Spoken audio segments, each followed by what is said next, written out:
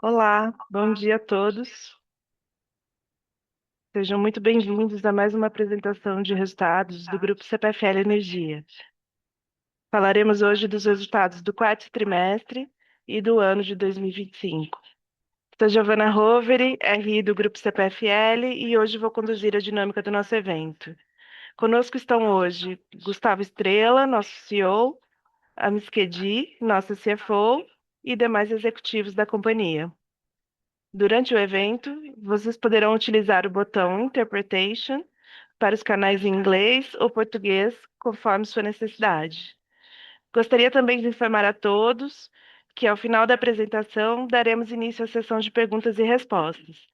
Todas as perguntas serão feitas ao vivo, e para solicitá-las, basta clicar no botão Raise Hand, que se encontra na parte inferior da plataforma. Lembre também que este evento está sendo gravado. Passo a palavra agora ao Gustavo Estrella para darmos início à apresentação dos resultados.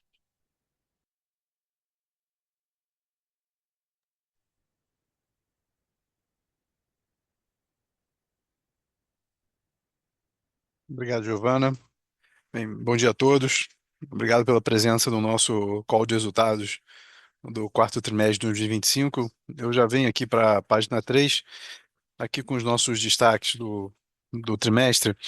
Bom, acho que primeiro o EBITDA, um EBITDA com crescimento de 4%, fechando 3 bilhões 408. No ano, um EBITDA de 13 bilhões 452 milhões, com crescimento de 2,4%. O lucro fechou aqui no trimestre 1 bilhão 565 milhões, uma pequena queda, uma leve queda de 0,6%, e no ano fechamos o lucro em 5 bilhões 743 milhões de reais, também com uma leve queda de 0,3%. A nossa dívida líquida, a gente vai entrar em um pouco mais de detalhe, um pouco mais para frente, mas fechamos com 30,5 bilhões de reais e uma alavancagem de 2,3 vezes dívida líquida sobre EBITDA no critério dos covenants financeiros. Nosso CAPEX, acho que outro destaque importante desse resultado, fechamos o CAPEX com 1,7 bilhão de reais no trimestre, mas o principal número é o número do ano. Fechamos o CAPEX com 6,1 bilhões de reais, um crescimento de 5,5% em relação a 2025, é o maior CAPEX da história do Grupo CPFL.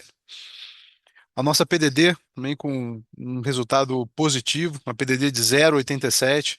A PDD a gente vai ver uma certa estabilidade nesse patamar, mas numa queda importante na comparação de ano fechado de 2025 contra 2024, com uma queda na PDD de 26,2%. Dividendos, estamos aqui recomendando para a nossa Assembleia um dividendos de 4,3 bilhões de reais, que equivale a R$ 3,73 reais por ação. Também o maior dividendos da companhia desde o nosso re-IPO em 2019, o que representa um payout de 90%. Outro destaque importante no nosso braço financeiro, né, a Leste, essa VFL Total, aqui toda a parte de parcelamento de contas em atraso e também de serviços financeiros na conta de energia.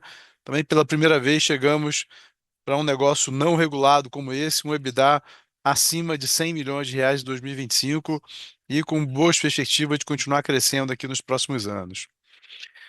A gente também está aqui anunciando o nosso plano de CAPEX 2026-2030, também o maior plano de CAPEX no plano plurianual da história da companhia, com CAPEX de 31,1 bilhões de reais, sendo 25,3 bilhões 100% alocados no segmento de distribuição. O CDP 2025, a CPFL foi reconhecida com o score AA. Acho que o score importante é poucas empresas, não só no Brasil, mas no mundo, são classificadas como AA, aqui com temas ligados a mudanças climáticas e segurança hídrica, de um universo de 22 mil companhias avaliadas, somente 6 empresas brasileiras foram classificadas como AA, CPFL é uma delas. E também o prêmio Platts Global Energy, também um reconhecimento importante aqui no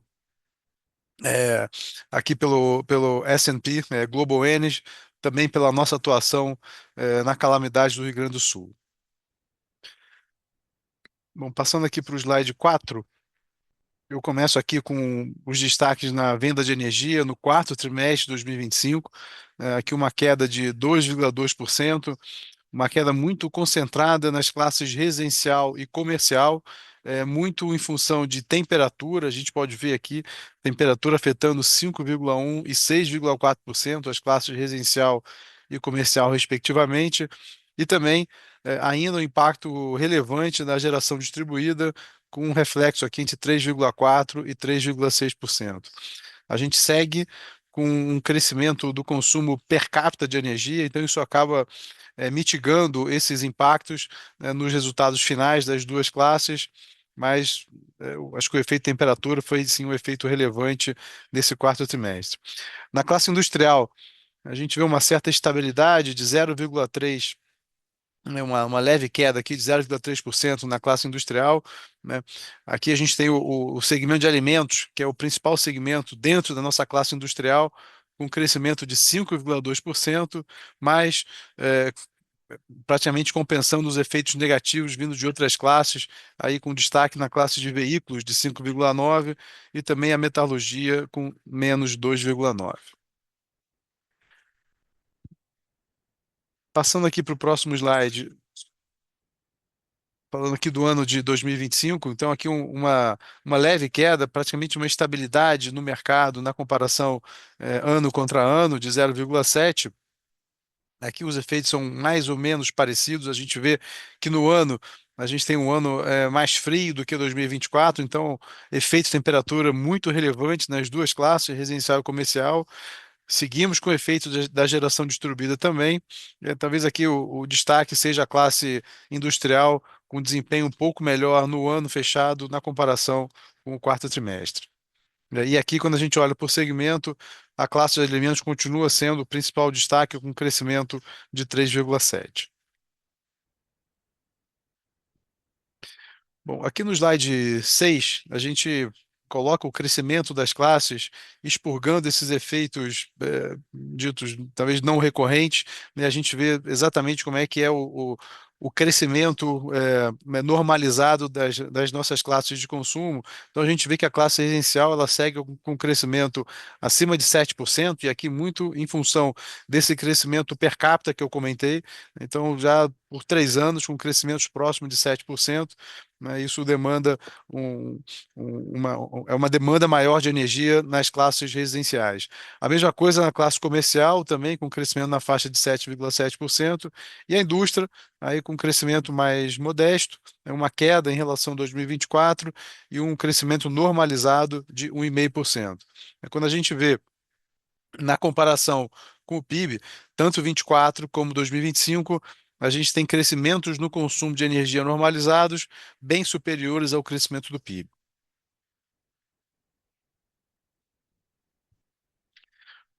Passando aqui para o próximo slide, na página 7. Estou com.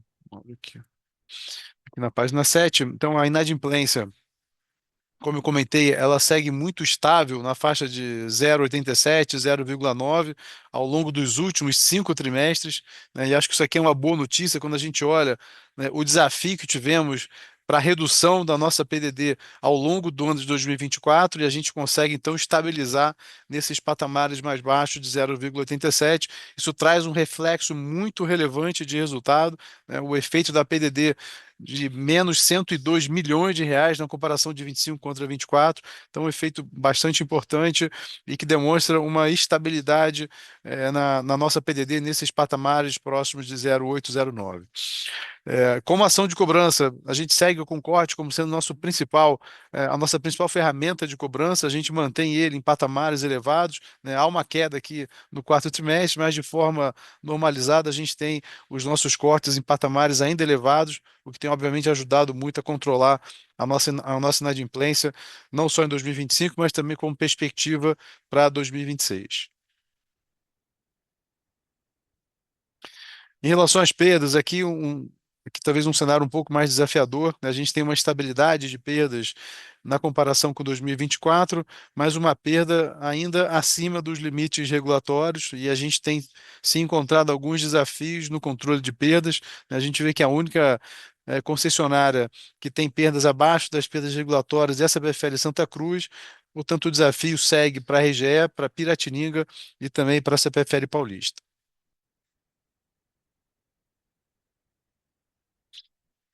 Bom, quando a gente olha aqui os indicadores de qualidade na página 9, acho aqui uma boa notícia quando a gente olha o nosso DEC. Então, DEC em patamares bastante reduzidos, né, especialmente em São Paulo, mas também no Rio Grande do Sul, né, com todos os índices de qualidade abaixo dos limites regulatórios. E mais uma vez, a CPFL, nos dados divulgados pela ANEEL recentemente, relacionados aos dados de 2025, a CPFL com os três melhores DEC do Brasil, com a Paulista, com a Piratininga e com a Santa Cruz. A gente vê também quando a gente faz análise por conjuntos, em cada área de concessão, né, todos eles conjuntos sendo cumpridos acima das metas regulatórias.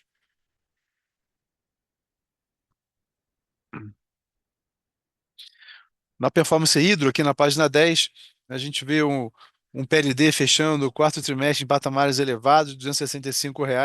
Esse é o cenário que a gente tem para 2026 também, né? Um cenário de hidrologia abaixo das médias históricas, né? E com a metodologia de preço implementada ano passado, com mais volatilidade e com sinal de preço mais elevado.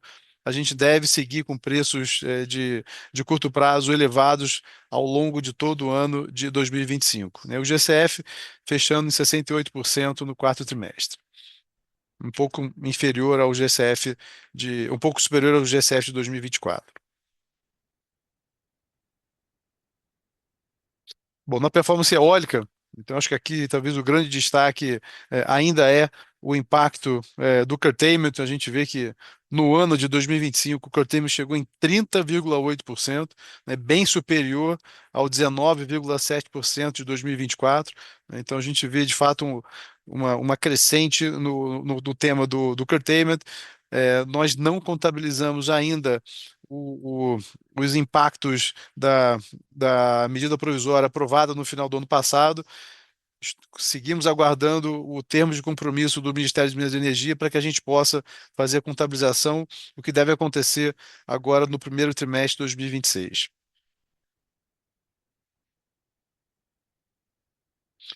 Eu passo então no slide 12, eu passo então para Kedi para fazer os comentários sobre o resultado da companhia.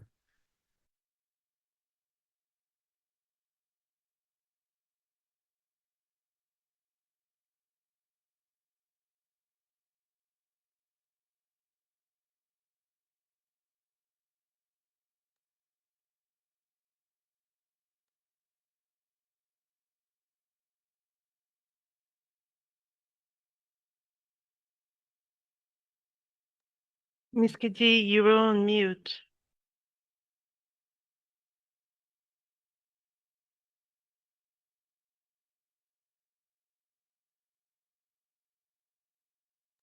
Hello? Is that okay now?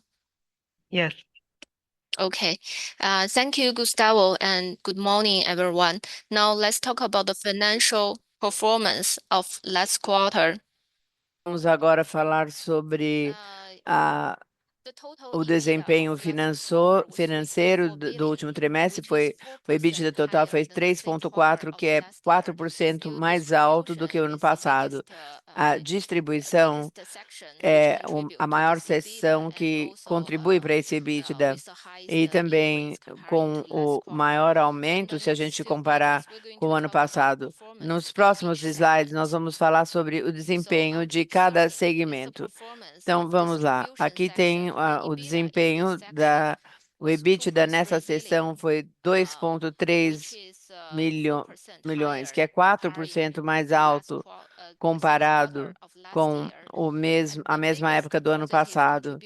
E a maior contribuição é o mercado positivo e o ajuste. O desempenho foi 436 maior do que o ano passado, principalmente por causa do IGPM e do ajuste mais alto.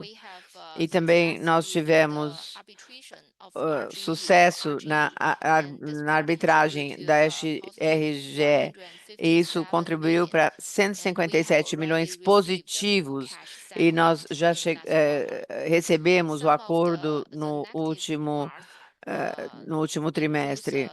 Nós também tivemos ativos financeiros da concessão com o IPCA mais baixo em comparação com o ano passado. Agora vamos para a próxima página. Aqui nós vamos falar sobre geração. O EBITDA total para a geração é de 1 bilhão. Isso corresponde a 94 milhões menos comparado ao mesmo trimestre do ano passado. Tem alguns resultados que impactaram para ter esse resultado. O primeiro foi no mesmo trimestre do ano passado, nós tivemos um ajuste de ativos que isso não cash contribui para 117 milhões. E na geração eólica foi 56 milhões abaixo comparado ao primeiro trimestre do ano passado, principalmente por causa do impacto do curtailment, foi mais alto, e isso contribuiu para o resultado de 122 milhões, 21 milhões, desculpe. Então, nós tivemos uma receita adicional de 66 milhões. Também comparado ao ano passado, nós tivemos alguns términos de contratos, por exemplo, a Ibasa e Balmas, e para fatores positivos, o ajuste da inflação contribuiu para 77 de receita mais alta, e também tivemos efeitos, por exemplo, o grupo Pedra, que contribuiu para a lucratividade. Agora, nós vamos falar, na próxima slide, nós vamos falar sobre transmissão. O IFRS foi 87 milhões. Aqui nós tivemos um desempenho menor comparado com o trimestre do ano passado, principalmente por causa de eventos não cash. O maior impacto foi um ajuste de margem de construção que teve um efeito de 162 milhões. E também nós tivemos provisão jurídica. E falando de regulamentação, foi um desempenho relativamente estável. A nossa receita foi maior se a gente comparar com o primeiro trimestre do ano passado, que foi 38 milhões mais alto. E também nós tivemos provisões, então gastos por causa dessas provisões que custaram foi uma redução de 66 milhões. No próximo slide, nós vamos falar sobre serviços comerciais e outros assuntos. O EBITDA daqui foi 45 milhões mais baixos comparado ao primeiro trimestre do ano passado.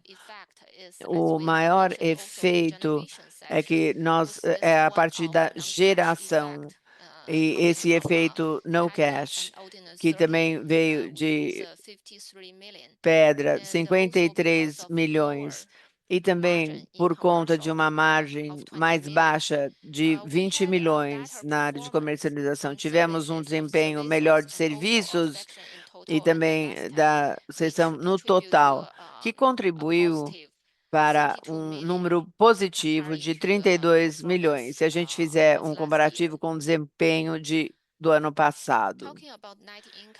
Agora, falando sobre receita líquida, nós chegamos a esse número de 45 milhões no primeiro trimestre, que é bem consistente comparando com o ano passado. Além da EBITDA, a maior mudança foi gastos financeiros.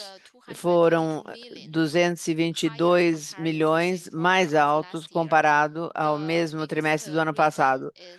A principal razão é por causa do balanço e também juros mais altos. Nós também tivemos um efeito mais baixo comparado com o ano passado, mas o mark-to-market foi positivo, tanto no ano passado como esse ano, mas esse ano o valor foi menor. Então, a diferença foi de 121. E também, no aspecto positivo, o ajuste foi maior do que no trimestre passado, que contribuiu para 89 de lucratividade adicional. Agora vamos para a próxima página. Aqui nós vamos falar sobre o desempenho do ano todo. EBITDA foi 13,4 bilhões, que é 2,4% mais alto se a gente comparar com o ano passado. E a distribuição também contribui para esse aumento, que foi 38,8% mais alto, principalmente por causa da inflação. Nós tivemos esses resultados e também ajustes nos ativos financeiros e também os bons resultados da arbitragem RGE, como eu já falei, aliás, como o Gustavo falou, nós tivemos uma melhora sensível. Na parte de geração, o desempenho foi 286 milhões mais baixo do que o ano passado. O maior impacto foi por causa do curtailment nesse ano. O efeito foi 558. O ano passado foi 272. O segmento de transmissão é um segmento bastante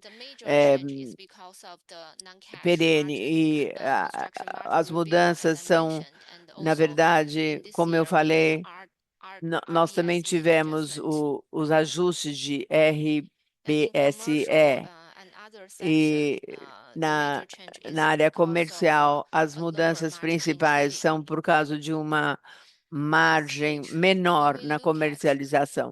Quando nós olhamos aqui a renda, nós temos aqui 5,7 bilhões, que é bem consistente com os resultados do ano passado.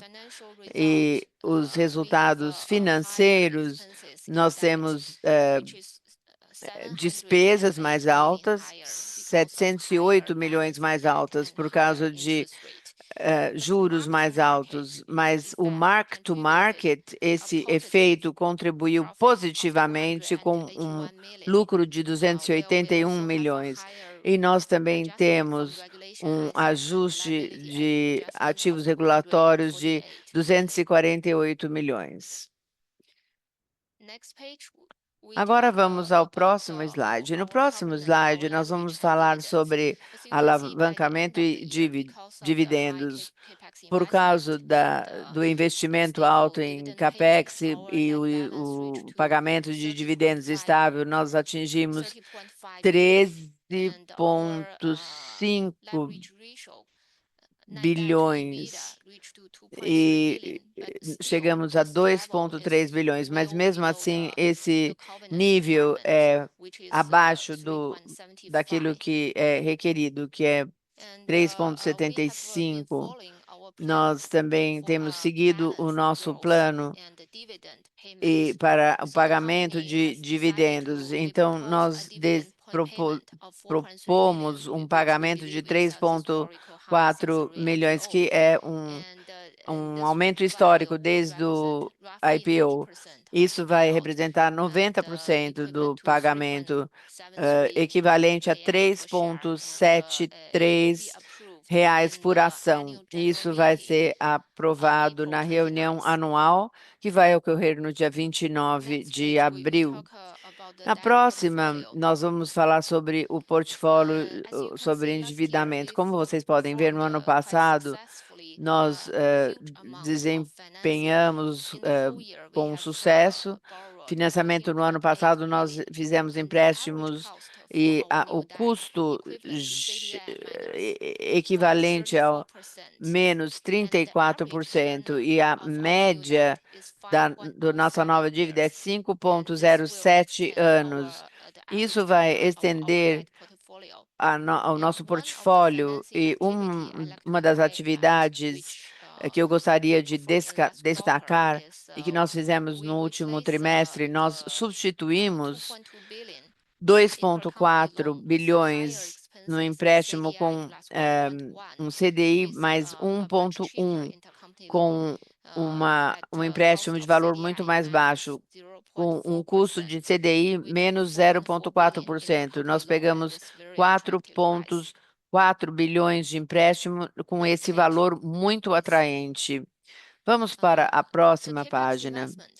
O investimento de CAPEX no último trimestre foi 1,7 bilhões, que representou uma redução de 9,2, mas quando a gente olha o desempenho do ano passado, em 2025, o CAPEX total foi 6 bilhões, 5,5 mais alto do que o ano passado. Isso também foi um recorde para a empresa. Na distribuição, também temos esses investimentos, 1,3 bilhões, e para o ano todo foi 9,2 mais alto.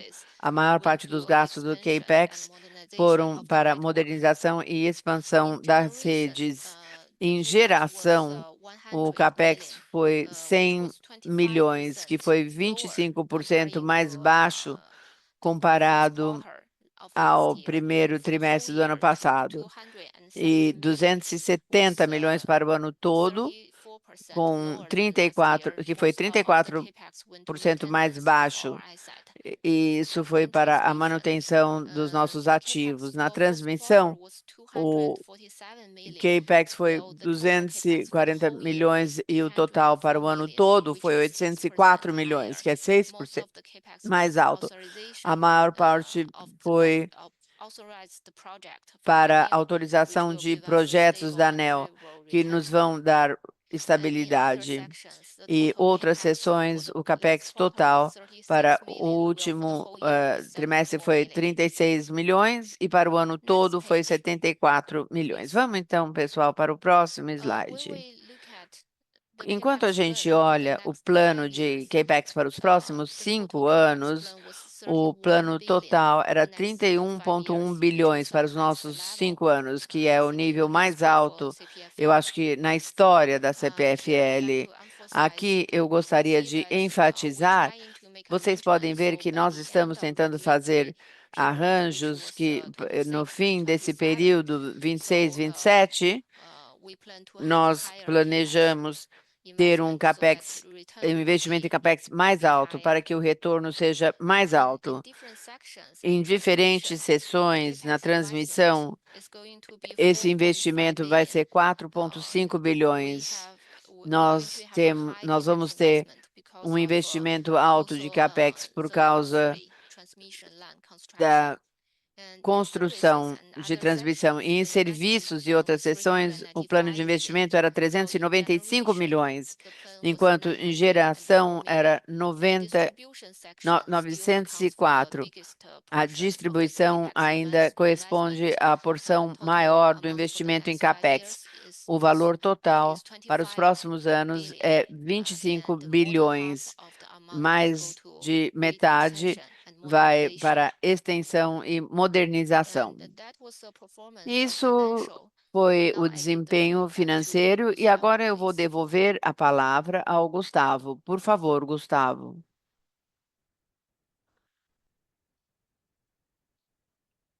Vou sair aqui. Ok, thank you, Kedi. Bom, pessoal, só finalizando aqui então, o último slide aqui sobre o nosso plano ESG. A gente está fazendo, eu diria, um pequeno ajuste no nosso plano, assim, para tentar dar um pouco mais de foco a ele. A gente tinha 4 pilares, hoje são 3, mas sem muita mudança, assim. Acho que o que a gente acredita muito é de uma estabilidade, uma visão de longo prazo no plano ESG, e, obviamente, uma vinculação muito grande com os negócios da companhia, né? Então, aqui acho que é um ajuste que a gente faz para a gente poder acompanhar melhor, mas basicamente as ações e iniciativas que a gente já vinha acompanhando ao longo dos últimos anos, com perspectivas e metas e planos definidos até 2030. Então, aqui é um ajuste que a gente julga ser importante para garantir ainda mais foco no nosso plano SG.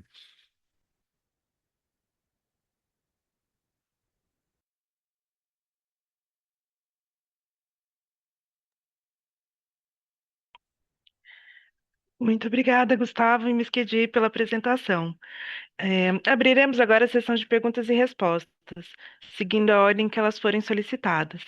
Reforço que as perguntas só serão realizadas ao vivo, e para solicitá-las, vocês deverão utilizar o botão Raise Hand ou levantar a mão, que fica localizado na barra de ferramentas na parte inferior da plataforma. Pessoal, já temos aqui uma primeira pergunta, do Guilherme Lima, do Santander. Guilherme, a gente está abrindo aqui o seu áudio para você fazer a pergunta, ok?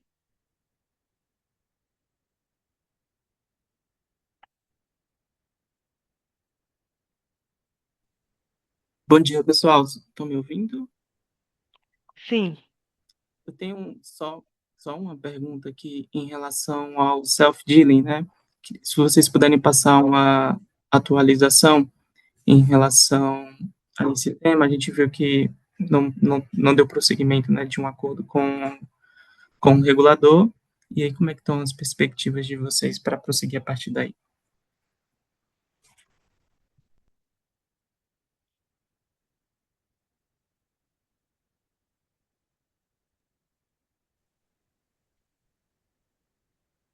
Ok, bom, Guilherme, obrigado pela sua pergunta. Bom, em relação ao self-dealing, a gente está já desde outubro do ano passado, já com essa perspectiva, né, de não avanço da proposta que fizemos de acordo com a ANEEL, e desde então a gente vem seguindo pela execução judicial. A gente não tem ainda nenhuma novidade aqui. Na verdade, isso aqui segue agora os trâmites normais, né, do processo judicial de execução. Importante frisar isso, lembrando que isso aqui já é um processo transitado em julgado. A gente está aqui no processo de execução. A expectativa é que a gente tenha algum avanço desse processo a partir do mês de abril, dado aqui os ritos, da justiça, mas assim, nenhuma novidade para a gente em relação ao que já tínhamos desde outubro do ano passado, que era o não prosseguimento do processo de acordo e o processo de execução judicial iniciado desde essa data. Ok? Tá ótimo. Obrigado, Estela. obrigada, Guilherme. Agora passando para a próxima pergunta do Guilherme Bosso, do Goldman Sachs. Guilherme, a gente está abrindo o seu áudio também, tá?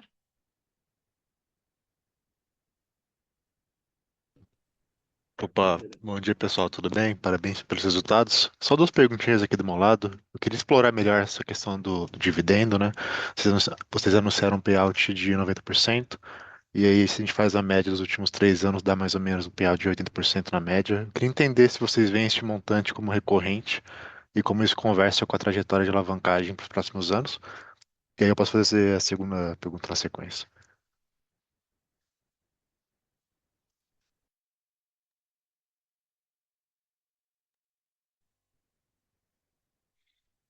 E aí, Guilherme, obrigado pela sua pergunta. Eu acho que o que a gente sempre comenta, né, sobre o dividendo, e acho que a Kedi comentou isso, é sempre aquela busca do equilíbrio entre dividendo, crescimento e alavancagem, né? Então, acho que isso aqui é sempre esse tripé que a gente olha quando vai tomar a decisão de fazer o pagamento de dividendos. Então, assim, é, eu diria a você que depende do momento da companhia, né, depende da perspectiva de geração de caixa para que se defina o dividendo. A gente sabe que esse é um tema muito caro, né, para o nosso acionista, não só o majoritário como os minoritários também, e a ideia é sempre que a gente consiga balancear isso, né, da melhor forma possível, preservando sempre um payout para limites mais altos, né? Então, você mencionou aqui, né, numa média de 80, esse ano é 90. Ano que vem a gente vai sentar e discutir para entender como é que está a perspectiva de investimentos, de novos negócios e como é que a gente balanceia isso com o nosso dividendo. Então, eu diria assim, é sempre essa tentativa de conseguir conciliar crescimento com pagamento de dividendos, mas sem cravar um número preciso, um número exato, né? Esse número ele sempre é decidido à luz da perspectiva que a gente tem para os resultados da companhia, e foi o que fizemos esse ano, né? Entendemos que a gente conseguia chegar nesse nível de payout mais alto. Perfeito, muito obrigado. E aí a outra pergunta era sobre smart metering. Eu queria entender melhor qual a expectativa de investimento para os próximos anos e principalmente assim, qual que é o ganho de eficiência em termos de custo que vocês esperam desses investimentos, né? Em termos de redução de PMSO, por exemplo, e como que estão as discussões com a ANEEL para um eventual reconhecimento anual desses investimentos. Obrigado.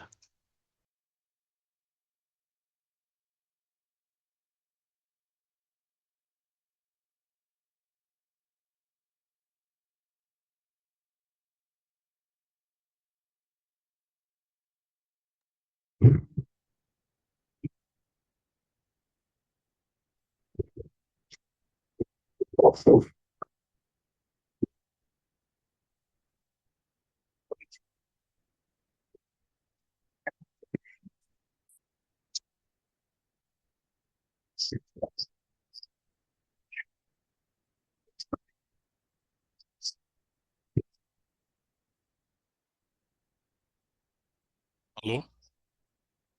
Alô? É, Bom, Guilherme, tive um probleminha aqui no som, mas com relação a smart meters, nós estamos com um projeto que já está em curso. Esse projeto vem instalando aí, nós instalamos no ano passado quase 100 mil medidores e estamos instalando aqui uma expectativa de quase 700 mil medidores esse ano. O custo do medidor ele caiu bastante, o que trouxe benefício aí para o projeto. Nós estamos tendo uma expectativa. Em relação aos ganhos operacionais, nós estamos implantando toda a rede paralelo à instalação dos medidores. Só depois da rede implantada é que a gente tem condições de obter os ganhos operacionais com a redução dos gastos com corte, leitura, entrega de conta e perdas. Tudo isso vai ser muito bem calibrado naquele momento. A expectativa é boa em termos de redução e ganho de eficiência, né? E estamos terminando esse projeto da instalação dessa grande rede para que a gente possa funcionar e medir bem e retornar com esses benefícios.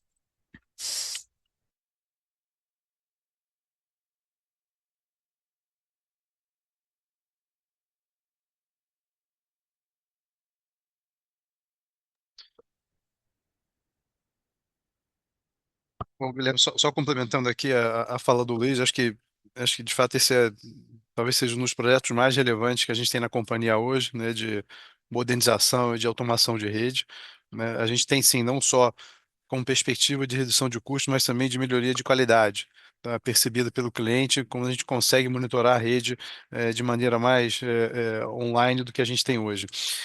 Sobre reconhecimento, assim, acho que essas conversas têm avançado com o regulador. Assim, acho que a gente tem uma perspectiva positiva desse diálogo, não tem nenhuma mudança ainda definida, mas acho que temos aqui um caminho para avançar. Eu acho que o regulador já percebeu a importância desse tipo de investimento, e que, havendo esse reconhecimento anual, a gente sim destrava um volume muito grande de investimentos na velocidade, né? Assim, o Luiz comentou aqui, entre o ano passado e esse ano, vão dar alguma coisa em torno de 800 mil medidores instalados. Numa média de 400 mil medidores por ano, a gente vai levar 25 anos para instalar 100% dos nossos medidores, porque é um prazo muito longo. Se a gente tivesse o reconhecimento anual, a gente consegue acelerar muito esses investimentos, né, e já trazer todo o benefício, não só para a nossa operação, mas também para o cliente na ponta, né, inclusive de modicidade tarifária no médio e longo prazo. Tá? Então, acho que é um projeto muito importante para o setor, talvez seja o grande passo no sentido de inovação e de modernização de rede que a gente tem hoje. É um desafio nosso aqui como empresa, não só a CPFL, mas acho que o setor inteiro, mas de como é que a gente combina isso para ter uma regulação que de fato incentive esse tipo de investimento e especialmente de como que a gente pode acelerar ainda mais os investimentos que estão sendo feitos hoje. Então acho que esse é o desafio, a conversa está hoje na mesa, em debate com a gente, que se mostra muito aberta a ter essa discussão.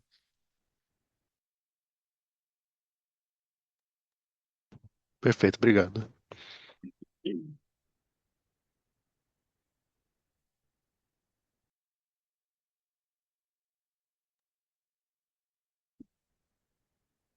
Bom, pessoal, vamos passar agora para a próxima pergunta, do Ricardo Belo, do Banco Safra. Ricardo, a gente está abrindo aqui seu áudio para você começar a fazer pergunta, ok?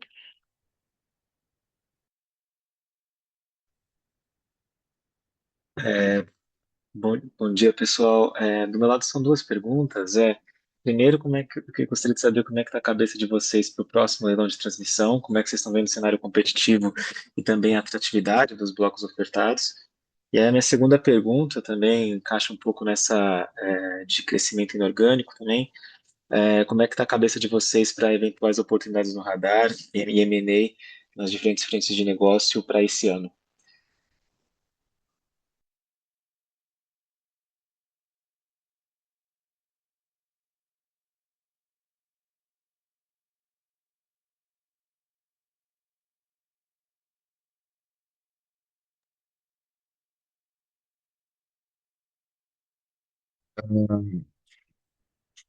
Bom dia, Ricardo.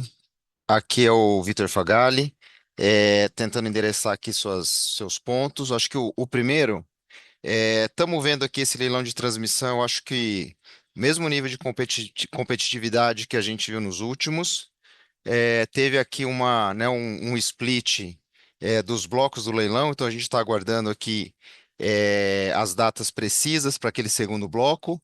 Esse primeiro bloco aqui já agendado para março. Então a gente não espera nada muito diferente do passado e a gente olhando aqui sempre dentro da nossa disciplina de capital, alguns lotes aqui que fazem sentido para a companhia. Migrando aqui para a sua segunda pergunta, a companhia aqui está sempre monitorando, né, todas as oportunidades de crescimento, muito alinhado aqui também com o que o Gustavo comentou sobre a política de dividendo. Então, tendo algum M&A que faça sentido para a companhia, aonde a gente consiga ter o retorno esperado, a CPFL com certeza aqui vai fazer seu dever de ofício, de olhar, e fazendo sentido a gente deve avançar sim. O mercado hoje está um pouco mais restritivo, acho que tem o tema da taxa de juros, temos algumas incertezas também, isso diminui um pouco os deals do M&A. Eu acho que o próprio curtailment é um tema aqui que diminuiu bastante aqui o apetite por investimento em energia renovável, mas a nossa expectativa é com essas soluções que a gente tem hoje na mesa, isso volte a abrir o mercado novamente e com mais demanda para investimento. Perfeito, super claro. Obrigado. Bom, pessoal, como não temos mais perguntas, vamos encerrando essa sessão de perguntas e respostas.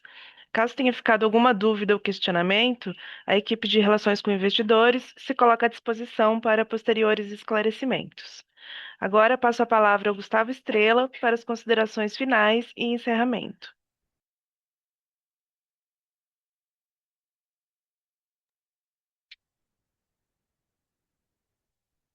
Ok. Bom, obrigado mais uma vez pela participação no nosso call. Acho que a gente, mais um ano aqui com um resultado bastante robusto aqui na companhia, bastante estável. Falando muito desse balanceamento de crescimento com dividendos, acho que a gente tem aqui boas notícias, né? O dividendo anunciado, o CAPEX recorde, o leilão do lote 3, que a gente começa a execução do investimento agora em 2026. Então, acho que esse segue sendo a nossa estratégia, monitorando o mercado, buscando boas oportunidades de crescimento, mas com uma base sólida de resultados, né, buscando sempre eficiência, sempre redução de custo. Acho que esse tem sido a nossa história aqui nos últimos anos e certamente não vai ser diferente quando a gente olha para frente. Talvez dos dois temas, talvez que mais afetam e mais relevantes para os nossos negócios, né, acho que a gente está aqui na reta final dos dois, a renovação de concessão das distribuidoras, né, estamos aqui no processo já para assinatura com o Ministério de Minas e Energia, né, todos os processos da CPFL já aprovados, seja pela ANEEL, seja pelo próprio TCU. Então, acho que aqui é mais um rito de formalidade de aprovação, mas acho que é um passo importante quando a gente olha o segmento de distribuição. E outro tema é o tema do curtailment, né? Então, também aguardamos o termo de compromisso para que a gente possa avançar com essa solução e contabilizar esses impactos. Acho que isso traz uma estabilidade muito importante para o setor de geração. eu diria que ela não endereça 100% dos desafios que seguimos tendo no segmento de geração, com a intermitência das fontes, etc., e como é que se dá o crescimento da matriz, mas acho que é também um passo importante, né, da gente olhar para frente, aí não só o termo de compromisso que vai contabilizar o passado, mas também a regulamentação da solução de glutêmio daqui para frente. Então, acho que são temas importantes, né, avanços importantes, mas que seguem aí com a nossa atenção e a nossa contribuição para que a gente busque, de fato, a melhor solução para o setor elétrico. Então, muito obrigado mais uma vez e um bom dia a todos.